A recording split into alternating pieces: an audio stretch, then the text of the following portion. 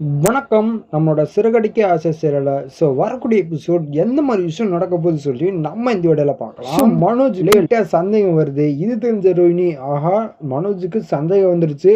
இதுக்கு மேல நம்ம அசால்ட்டா விட முடியாது. நம்ம மனோஜ் மனசை மாத்தி ஆகணும் அப்படின்னு சொல்லி ஒரு ஐடியா பண்றாங்க.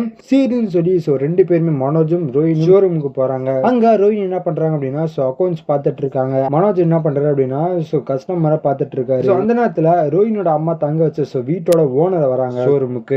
சார் வாங்க சார், வாங்க சார், என்ன சார் பாக்குறீங்க அப்படின்னு மனோஜ் கேட்கிறாரு. அப்போ அவர் சொல்றாரு, எனக்கு ஒரு ஏசி வேணும்பா அப்படின்னு சொல்லி ஏசியை பார்த்துட்டு இருக்காங்க. அந்த நேரத்துல அந்த ஓனர் ரோஹினியை பாக்குறாங்க. சரி நம்ம அப்புறமா நம்ம பொருள் வாங்கிட்டு போயிட்டு ரோஹினிட்ட பேசுவோம் அப்படின்னு சொல்லி அவர் நிற்கிறாரு. அவரும் ஏசிலாம் பார்த்துட்டு இருக்காரு. அந்த நேரத்துல ரோஹினிக்கு ஒரு கால் வருது. ட்ரெயின் கால் பண்றாங்கன்னு சொல்லி ரோஹினி கிளம்பி வெளியே வந்துடுறாங்க. அப்போ அவர் கேட்கிறாரு, என்னப்பா அந்த பொண்ணு, என்னப்பா ஒரு பொண்ணு வேலை செஞ்சுட்டு இருந்துச்சுங்க, அந்த பொண்ணு எங்க அப்படின்னு கேக்குறாங்க. யாருங்க சொல்றீங்க? இங்க ஒரு பொண்ணு இருந்துச்சப்பா, தெரியலையே யாரு அந்த பொண்ணு அப்படின்னு மனோஜ் கேட்கிறாரு. அப்பா அவர் சொல்ற, அந்த பொண்ணு ரோஹினிப்பா, அந்த ரோஹினி பொண்ணு தான் அப்படின்னு சொல்றாங்க.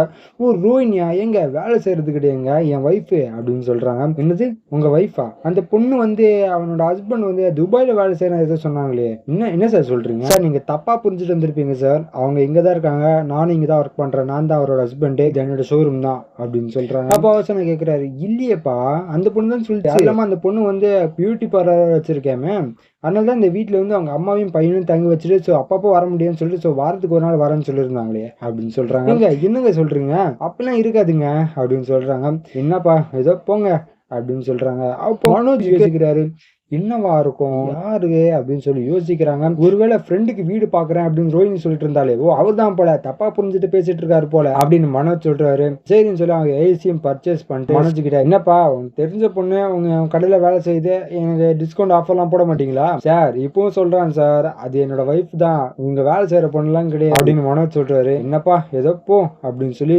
கால் பண்றாரு டாக்ஸிக்கு. அது யாரு கார் அப்படின்னு பாத்தீங்கன்னா முத்துவோட கார். முத்து வராரு. முத்து வந்த உடனே கார்ல ஏறுறாங்க. ஏன்பா அந்த பொண்ணு கிட்ட ஒழுங்கா சொல்லு, காசு கொடுக்க சொல்லி, ஏன்னா ஒரு மாசம் காசை கொடுக்கல புரியுதா அப்படின்னு சொல்றாங்க. அப்போ மனோஜ் சொல்றாரு, சார் சொல்லிடுறேன் சார், சொல்லிடுறேன் சார் அப்படின்னு. இது முத்து கேட்டுட்டு இருக்காரு.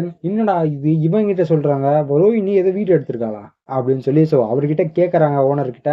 சார் என்ன சார் யாரை பத்தி சார் பேசிட்டு இருக்கீங்க அப்படின்னு. ஏன்பா அதுவாப்பா, அது ஒரு பெரிய ஒரு குழப்பமா இருந்துச்சுப்பா. அதாவது ஒரு பொண்ணு வீடு பார்த்துட்டு போச்சு.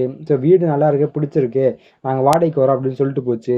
கேட்டேன் ஹஸ்பண்ட் எங்கன்னு கேட்டேன். அதுக்கு அந்த பொண்ணு சொல்லிச்சு ஷோரூம் வச்சிருக்காரு அப்படின்னு அந்த பொண்ணு சொல்லிச்சு. அப்போ ஆனா இவர் சொல்றாரு, நான் தான் அவங்களோட ஹஸ்பண்ட் அப்படின்னு இவர் சொல்றாரு. என்னன்னு எனக்கு புரியலப்பா அப்படின்னு சொல்றாரு. அப்போ முத்து யோசிக்கிறாரு, என்னடா அப்படின்னு சொல்லி முத்து போட்டோ எடுத்து காமிக்கிறார் ரோஹினியோட போட்டோவை. சார் இவங்க தான் நான் கன்ஃபார்மா அப்படின்னு கேட்குறாங்க. ஆமாப்பா இந்த பொண்ணு தான்ப்பா, உனக்கு எப்படி தெரியும் அப்படின்னு அவர் கேட்குறாரு. அப்போ முத்து சொல்றாரு, இப்போ வாங்கிட்டு வரீங்களா ஷோரூமே, அதோட ஓனரே அண்ணன் தான் அப்படின்னு சொல்றாங்க. ஓ அப்படியாப்பா, ஓகே ஓகே நல்லதா போச்சு. சரி அந்த பொண்ணுகிட்ட ஒழுங்கா சொல்லுப்பா, என்ன காசே கொடுக்க மாட்டேங்குது அப்படின்னு சொல்றாங்க. சார் என்ன சார் சொல்றீங்க, எனக்கு எதுவுமே புரியல அப்படின்னு சொல்றாங்க. ரோஹினியே கால் பண்றாங்க. கார்லயே இருந்த அந்த ஓனரு, என்னமா காசு இன்னும் கொடுக்கவே இல்லை, நான் ஒரு வாரத்துக்கு முன்னாடி கால் பண்ணேன். ஒரு ஆள் எடுத்தாரு, எடுத்துட்டு இந்த மாதிரி காசு கொடுக்க வேண்டியது இருக்கு, இன்னும் கொடுக்கல அப்படின்னு சொன்னேன்.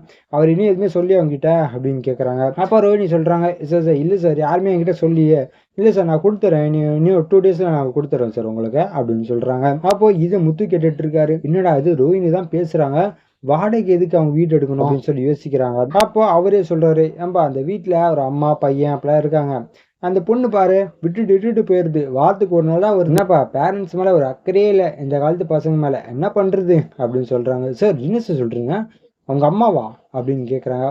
ஆமாப்பா அவங்க அம்மா தான், என்னாச்சு அப்படின்னு கேட்குறாங்க. சார் அவங்களுக்கு அம்மாவே இல்லையே அப்படின்னு சொல்றாங்க.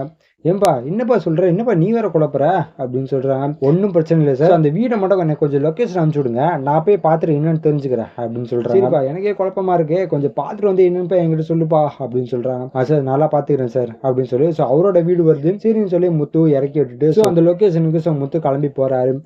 இதுக்கப்புறம் எந்த மாதிரி விஷயம் நடக்க போகுது சொல்லி நான் அடுத்த வீடியோல உங்களுக்கு அப்டேட் பண்றேன். இது வரைக்கும் நம்ம சேனல் சப்ஸ்கிரைப் பண்ணி பக்கத்துல பெல் ஐகான் கிளிக் பண்ணி வச்சுக்கோங்க. நன்றி, வணக்கம்.